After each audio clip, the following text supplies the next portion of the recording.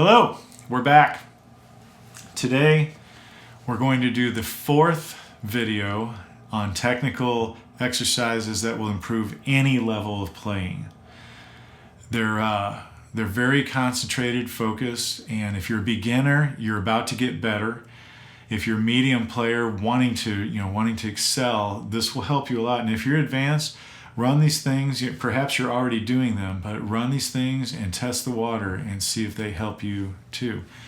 The exercises are brought to me through Pepe Romero, a great classical player. About 30 years ago, I was given some sheets of exercises, and I just remember that it said Pepe Romero at the bottom. I've used them a lot. And this is everything I'm showing you is a reduction from like an hour-and-a-half workout that I used to do, which quite honestly, I think that I might have been wasting time. And you'll hear me use the quote, don't confuse activity with accomplishment. So this is boiling them down to what I think is actually most effective to prepare you to be a strong player in command of the instrument. Today's subject is linear picking, not the same as scale picking. I'm not going to cover scales, there's too many of them, but please do that. This is just a pattern that coordinates the two hands, and it allows you to build to playing as a speed player. For some reason, guitar players really value the idea of speed. The faster the better, but that's our own thrill. Take it for what it's worth. The exercise we're going to do today is one string, and I'll show you the exercise, and then we'll talk a little bit about it. We've got the first finger on the second string, okay, and here's the order. I've got 1, 2, 3, 4, 4, 3, 2, 1, and then 1, 4, 3, 4, 2, 4, 3, 4. So I'll play that without talking.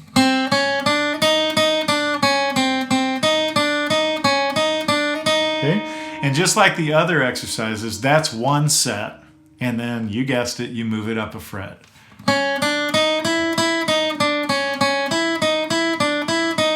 Now, I do suggest, for even the beginner, I suggest to keep moving up until you're challenged, and then kind of mark where that is, or if your hand gets tired or something like that.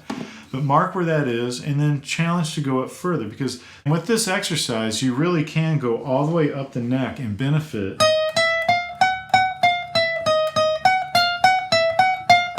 And coordinate your fingers to play on those little bitty frets that seem out of reach. So let's go over it again, and then we're going to go on to the second exercise. We have 1, 2, 3, 4, 4, 3, 2, 1, 1, 4, 3, 4, 2, 4, 3, 4. And that's the coordination builder right there. And then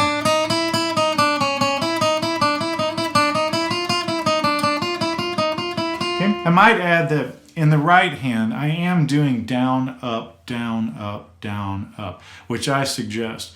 If you're challenged by the exercise, just pluck down the whole time.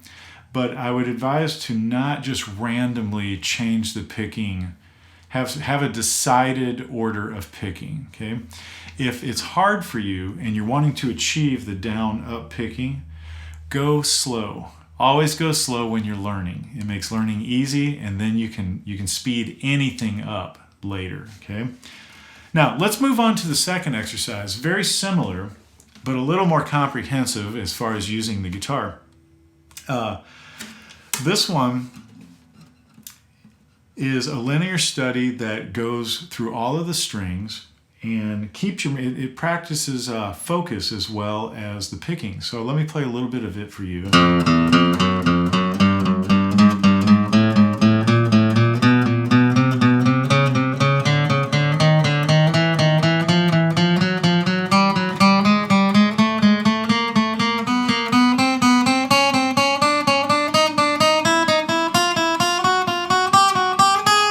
You get the idea. And then you can go further.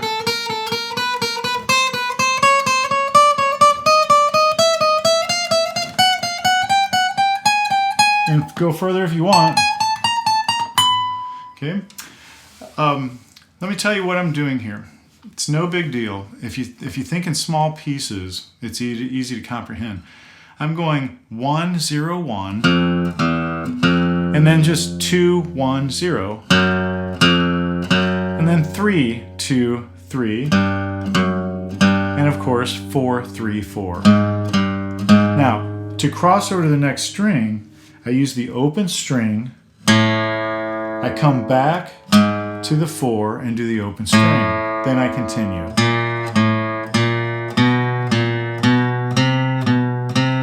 Okay, when I get to 4 again, I use the open string, come back to 4, back to the open string, continue.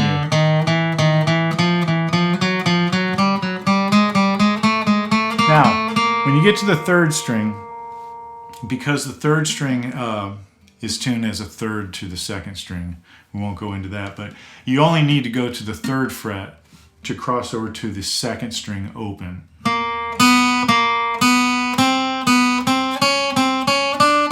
And then back to the 4th fret.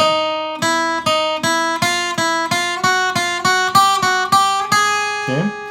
Now, if you're a beginner, do all of that very slow, and it's more about being able to think while you're playing and get it right without messing up, basically. So go slow and steady.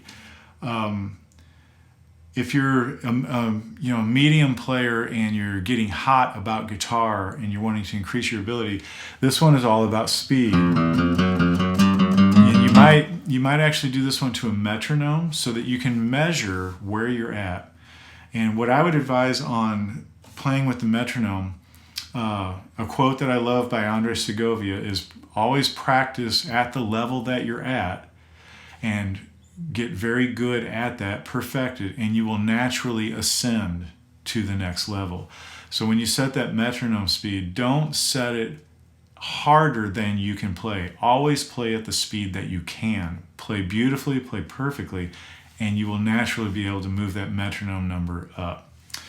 For the advanced player, of course, challenge yourself with the same metronome, but you can shift and get all the way up on the 1st string. When you get to the 4th fret, your next note is here with the 2nd finger, and then you do the combination again. Then your next note is here with the 2nd finger, and then again. And more specifically, when I'm in the 1st position, I'm at the 4th fret. My next note is going to be the 5th fret with the 2nd string. My next note is going to be the 8th fret with the 2nd finger. Oh, I think I said string back here. It's finger. My next note is going to be the 11th fret with the 2nd finger. And so forth. So now I'm going to hit 14. When you shift to go all the way up, and I do recommend that, these frets were put there for a reason. Drop your shoulder down, bring your thumb around, and it makes it easier to reach up here and play with great ease. Okay, and then if you have an interest in it, you can work back down the scale. So that's all I'm going to do for scaling in this series. This is a good coordination exercise. It does exercise fingers 2, 3, and 4, which guitar players always need to improve that. And if you have any questions about today's exercise, feel free to send me an email at john@svobodagaguitar.com. And I'll get back to you, and I'd love to have a conversation with you about where you're at with it and how I can help you get better, because it's fun to get better. Thanks for joining in today.